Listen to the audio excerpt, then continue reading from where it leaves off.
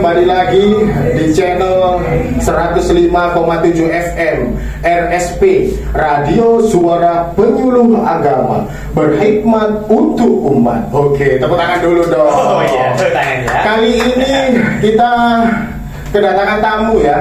Sebenarnya saya juga tamu, sama-sama tamunya. Oh, gitu ya? Kita sedang syuting di Kemenag, Kementerian Agama Kabupaten Sidoarjo. Yang saat ini jadwal kita adalah dari KUA Kecamatan Tarik. Dengan jargonnya adalah Tarik selalu di depan. Oh bukan ya? butuh tarik sis. Oh tarik sis. Bukan tarik sis. Bukan ya. KUA tarik Semakin di depan. Bukan semakin di depan. Oh, bukan. Apa? KUA tarik semakin menarik. Itu jargonnya. Ayo KUA tarik Semakin menarik. Oke. Sudah pertama kali kita harus menyapa dulu pada pagi hari ini yang cerah ini sekitar pukul 7:30 ya. Kita sudah bangun pagi terus inisiatif langsung berangkat ke Kemenag untuk melakukan penyiaran radio langsung dengan tema. Ayo apa ayo? Temanya apa ini? Temanya adalah kerukunan umat dalam beragama. Oke. Sebelum kita mulai, mari kita sapa dulu penduduk yang ada di Sidoarjo ya. Pertama ada Papi dari Gedangan, kemudian ada sebentar, ini ada siapa yang sudah join ke Instagram kita dan YouTube kita serta TikTok kita. Kita sudah melakukan live dan interaktif bersama pemirsa semuanya yang telah mendengarkan radio RSP 105,7 FM. Di sini ada Mas Tantowi dari Porong, kemudian ada Pak Burhan dari Buduran. Buduran ya Pak Burhan ini. Oke, selamat pagi Gus Burhan. Kemudian ada Gus Badar. Gus Badar penguasa Kori ya. Kori andalan ini. Andalan, Kori andalan. Kemudian ada Fahmi dari Budo, kemudian ada siapa ini namanya? Alzim itu ya. Itu duda ya? Bukan. Itu bujang. Oke, kita lanjut sudah. Pertama perkenalan dulu. Siapa dengan siapa di sana? Halo. Oke, halo ya. Kita ketemu lagi nih Pak Ubed ya. Oke. Kita sebenarnya setiap hari ketemu loh Pak Ubed ya. Tapi kan saya bosan. Bagi Pak Ubed kita nggak usah basa-basi ya, karena memang waktu kita terbatas. Kita langsung aja kita membahas terkait tema yang perkenalan dulu. Siapa nama Nip ya. Oke, perkenalkan ya. Bismillahirrahmanirrahim. Assalamualaikum warahmatullahi wabarakatuh. Waalaikumsalam warahmatullahi wabarakatuh. Terima kasih Pak Ubed sudah diundang ya kan kita di studio Suara Dakwah Penyuluh Agama Islam Kabupaten Sidoarjo. Perkenalkan ya. Nama saya adalah Muhammad Amaluddin Alwi. Amaluddin Alwi. Ini biasa dipanggil Amal, Udin atau Alwi yang mana? Kita kondisional kan. Kalau malam gitu kita ya. Kalau malam itu kadang-kadang orang itu salah. Ini Amal atau Amel ya. Ya, tapi kita sering ya dipanggil di KUA itu Alwi lah. Oh, Pak Alwi. Oke. Selamat datang Pak Alwi. Terima kasih Pak Ubed. Kalau nama saya Ahmad Ubaidillah Effendi, perlu saya sebutkan? Oh nggak usah. Saya biasa dipanggil Mas Ganteng. Oh Mas Ganteng. Mas Ganteng dengan 2 anak ya. Oh iya. Jangan bahas itu ya. Oke, langsung saja Pak Alwi. Pertanyaan yang pertama tentang kerukunan umat beragama. Yang paling mendasar, apa sih yang disebut kerukunan umat beragama? Iya. Jadi konteks kerukunan beragama ini sangat penting untuk kita bahas ya Pak Ubed ya. Oke, karena kita melihat Indonesia ini terdiri dari beberapa agama, suku, ras dan budaya. Betul, banyak. Yang kemudian terbingkai dalam jargon Bhinneka Tunggal Ika. Berbeda-beda tapi dalam satu jua. Oke. Lalu kerukunan beragama itu seperti apa sih? Ya, kerukunan beragama itu dalam konteks keindonesiaan dalam masyarakat yang majemuk itu bagaimana sih? Yaitu menghargai toleransi antara umat yang satu dengan umat yang lainnya. Saling menjaga toleransi antara umat yang satu dengan umat yang lainnya. Oke, lanjut terus. Jadi kalau kita membahas terkait kerukunan beragama, sebenarnya dalam agama Islam Rasulullah itu sudah memberikan tiga prinsip yang kemudian kita bisa aplikatifkan dalam kehidupan kita sehari-hari dalam menjaga kemajemukan dalam kerukunan beragama. Oke, bagaimana itu prinsip dasar atau tiga prinsip yang diajarkan oleh Rasulullah Muhammad Sallallahu Alaihi Wasallam? Ya. Jadi gini Pak Ubed, sebenarnya Islam telah mengajarkan beberapa hal terkait bagaimana kita menjaga kerukunan di antara umat beragama. Yang pertama adalah kemerdekaan beragama. Kemerdekaan beragama. Yang pertama, catat pemirsa, kemerdekaan beragama. Bahasa Inggrisnya freedom of religion. Freedom of religion. Jadi kemerdekaan beragama di Indonesia itu sangat dijunjung tinggi. Kita tidak boleh memaksa seseorang untuk kemudian mengikuti agama yang kita percayai, iya kan? Jadi seseorang itu diberikan kebebasan, ya, dalam memilih agama. Bahkan kita tidak boleh memaksa mereka, karena dalam Islam, dalam Al-Quran, Allah Subhanahu Wa Taala telah menjelaskan terkait hal itu.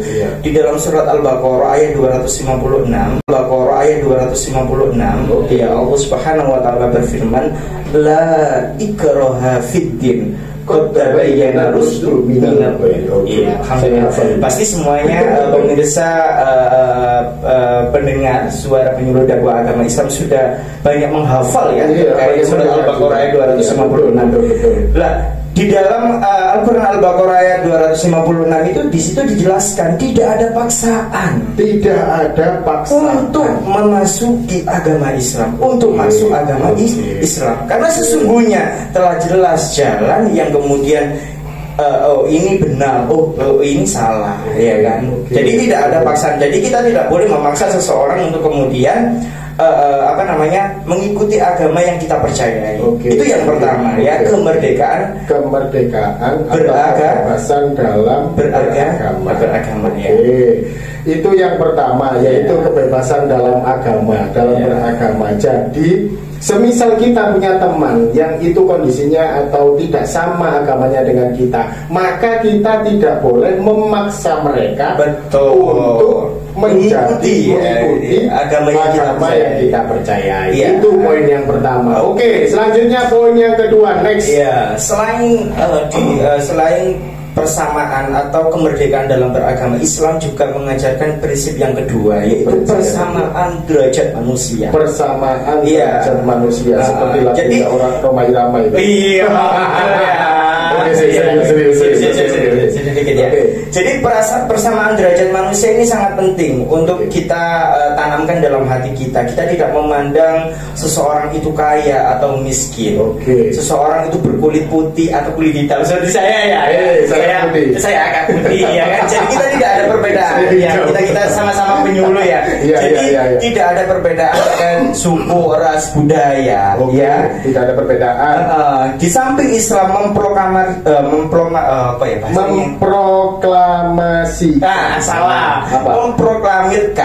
kemerdekaan beragama, ya. Islam juga memproklamirkan persamaan derajat manusia.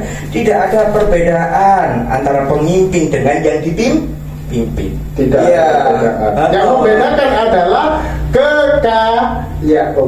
bukan kekayaan. No. Bukan kekayaan. Yang membedakan apa? Ketakwaan kita kepada Allah. Ingat, yang membedakan manusia itu bukan kekayaan, tapi ketakwaan kita kepada Allah Subhanahu wa Ta'ala. Percuma jika Anda sudah kaya tapi Anda tidak bertakwa.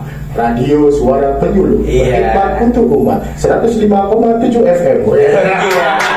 Jadi gini pemirsa, persamaan derajat manusia itu, jadi kita tidak memandang perbedaan suku, ras, budaya ataupun kulit kita, ya kan? Karena kita dalam konteks masyarakat yang majemuk. Jadi yang membedakan kita, ya, di sisi Allah ini, ya, di sisi Allah, ya, bukan di sisi manusia, ya.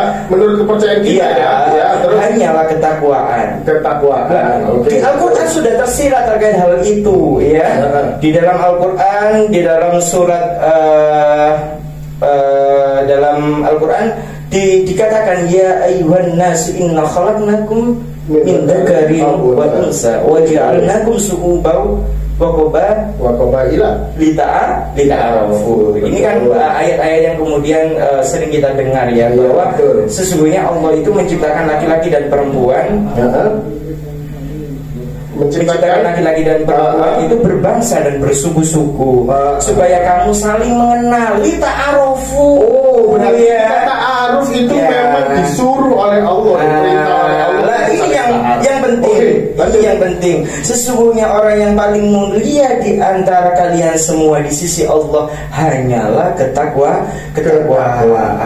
Nah, prinsip inilah yang kemudian harus kita jaga, persamaan derajat manusia. Jadi kita tidak memandang masyarakat ini dalam konteks ekonomi menengah ke atas atau menengah ke bawah. Jadi kita harus menerapkan sikap toleransi, sikap saling menghargai, tidak memandang strata sosial ya. Yang kita pandang adalah bagaimana tingkat ketakwaan dia kepada Allah Subhanahu wa ta'ala. Oke, next, selanjutnya yang pertanyaan yang terakhir, yang ketiga. Yang ketiga yang selanjutnya yang paling akhir ini apa? Selain kemerdekaan beragama, juga yang itu kesetaraan. Yang terakhir ini yang paling penting, Pak Ubed. Toleransi beragama atau toleransi of religions. Inilah yang pokok ya. Saya punya pertanyaan sedikit saja tentang toleransi. Bagaimana sih bentuk toleransi yang Anda ketahui selama ini yang terjadi di masyarakat? Iya, bentuk toleransi sebenarnya itu bisa tercermin dalam kehidupan bermasyarakat kita, ya kan? Contohnya di dalam kehidupan kita ketika kita melakukan gotong royong, bersih-bersih, ya kan? Kita di dalam kehidupan kita, masyarakat kita, ya pasti kita juga berdampingan dengan orang yang mungkin ini berbeda penganut dengan kita. Ada yang agama Nasrani, Konghucu, ya kan? Itu pasti kita saling berinteraksi. Nah, kita tidak boleh membedakan ketika kita diundang ataupun gotong royong, kita mengambil sekat, ini bukan orang Islam, nggak usah ikut. Jangan ya. Seperti contoh di desa saya ya, di desa saya itu desa Sumo Kembang itu terdapat satu gereja yang memang sangat lama sekali sejak peninggalan zaman Belanda. Namun di sana itu kerukunan umat beragamanya itu patut kita framing dan patut kita acungi jempol. Karena bagaimana tidak, jikalau waktu kita sebagai Muslim ada hari raya dan sholat Idul Adha, mereka itu selaku pemuda gereja berinisiatif langsung untuk menjaga parkiran. Itu kan apresiasi yang sangat harus kita junjung tinggi ya. Harus sangat kita contoh. Karena